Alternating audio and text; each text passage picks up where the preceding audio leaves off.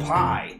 This comes to us on page 45 of Sugar Butter Flour, the official Waitress pie book, under the section Fruit Pies. Tomorrow is Halloween. I am appearing to you now in costume. I am dressed up as Ogie from Waitress. A better recipe to make than what is essentially a candy apple in a pie shell. Essentially, this pie is a candied twist on a Dutch apple pie, which is my all-time favorite dessert pie. My favorite dessert pie on one of my favorite holidays. This is gonna be a very exciting day for me. Pastry! Sugar, butter, flour, mix. Wrap it in plastic. It's gotta chill. Turn it out. To the left. Take it back now, y'all. We need a deep 9.5 inch. And God, don't we all crimp the edges. I love you, means you're never, ever, ever getting rid of me. Completely blind bake the pie shell. Place the whole thing onto a wire rack to cool. For this recipe, we're going to do things a little bit out of order and actually make the topping first. Starting with 1 cup of rolled oats and a half a teaspoon of cinnamon. Mix. Stir into this 8 tablespoons of melted butter. Gotta get you thick. Into that goes a half a cup of sweetened condensed milk.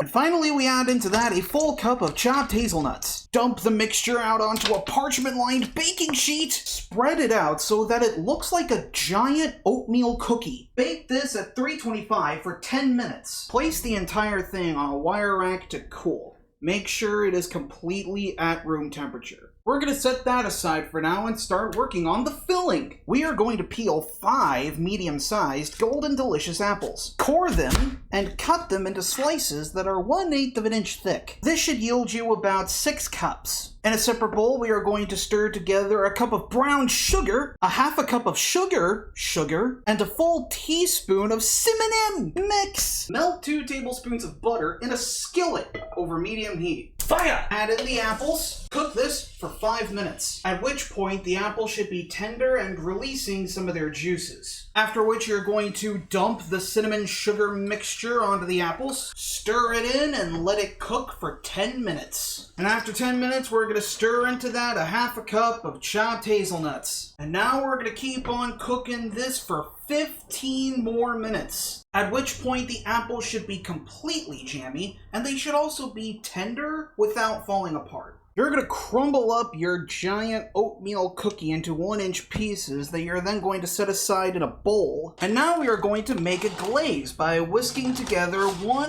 1/4 cup of powdered sugar and 5 teaspoons of lemon juice. I like my glaze drippy, bruh. Now it's time to put it all together. Pour the caramelized apple praline into the pie shell. Spread it around evenly. Pile the crumble high on top of that and hit it with the glaze. And there you have it.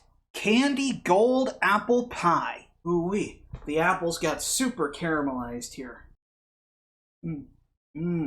Yes, this tastes exactly like a candied apple. Wait a minute. Poetry is striking me.